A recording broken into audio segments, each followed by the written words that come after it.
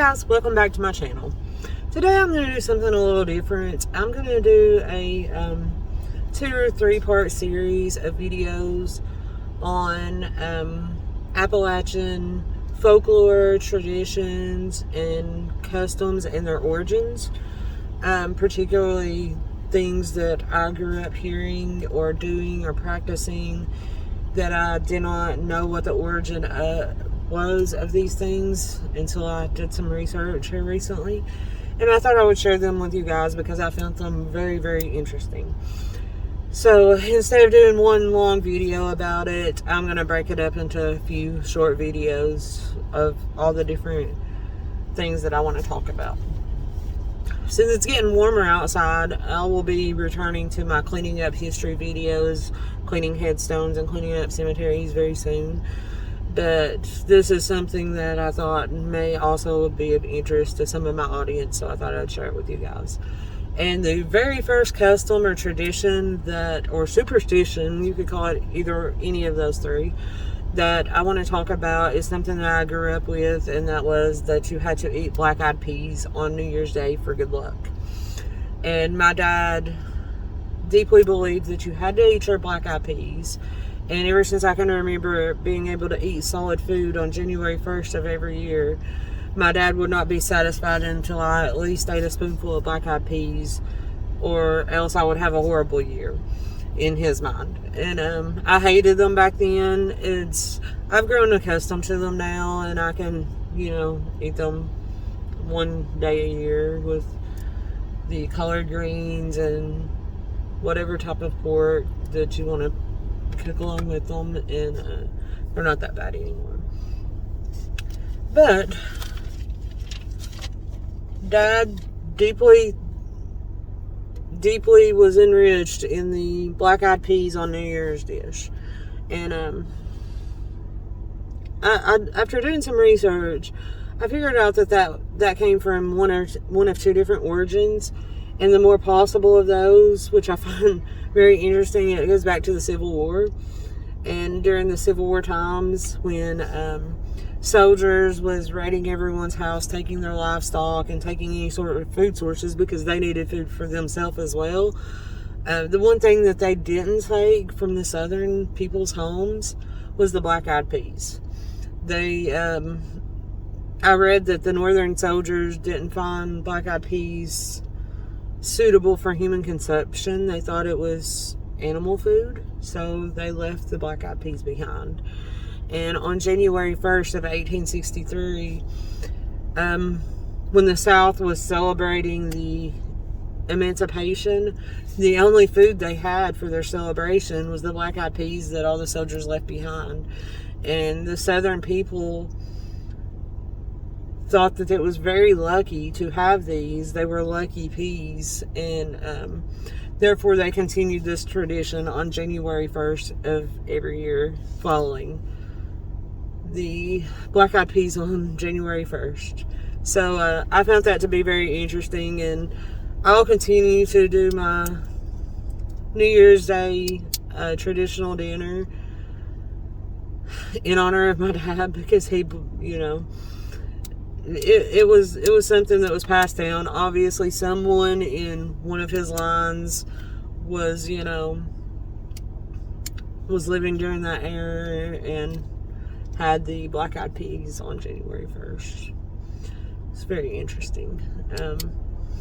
Most of us, our DNA is composed of so many different countries of origin and very many different religious backgrounds and cultures, and we have little bits and pieces of each passed down through our ancestors, and some of them are so old we don't even know where they came from. And I'll share my DNA percentage with you guys so you can see it if you're interested. I think a lot of people in this area have very similar looking DNA percentages as this, but I'll share it with you guys anyway. But moving on, never walk under a ladder, it's bad luck. Well, that originates from the days where people were executed with the gallows, and gallows were kept on top of a ladder. And so it was believed that all the people that were were executed with these gallows, their spirits were underneath the ladder. So you were walking through their spirits and it was bad luck. That's why it still said that it's bad luck to walk under a ladder. And if you've ever knocked on wood to keep from jinxing yourself after saying something, that is actually a pagan origin. The pagans believe that spirits live inside of trees, and if you knock on the tree, you are summoning these spirits for protection. So there's that. Candles on a birthday cake is of Greek origin. Yeah, it's believed that when you light the candles, you're asking the mood god for a favor, and once the wishes made in the candles are blown out, the smoke will carry your wish to the gods. So that one I found quite interesting as well. Find a penny, pick it up. All that day you'll have good luck. That actually originates back to old civilizations where they believed that it was good luck to find any sort of metal on the ground. And since a penny is made of copper, I guess it just, transformed through time. And if you find a penny, since it's a form of metal, it's good luck to find metal. So I think that's where that originated from. You never give away a pocket knife. If you want to give a pocket knife, they have to pay you at least a penny for it, or else it's bad luck. That actually originates back to the Vikings, where it said that if you gave someone a knife, you were insinuating that they didn't have the means to obtain a knife themselves, so therefore you were insulting them. So that has Viking origins.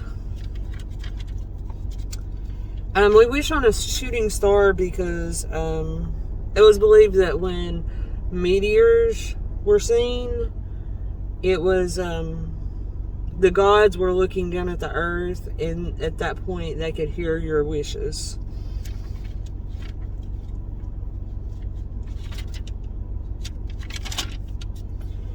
And I'm gonna do a separate video on the different types of witchery.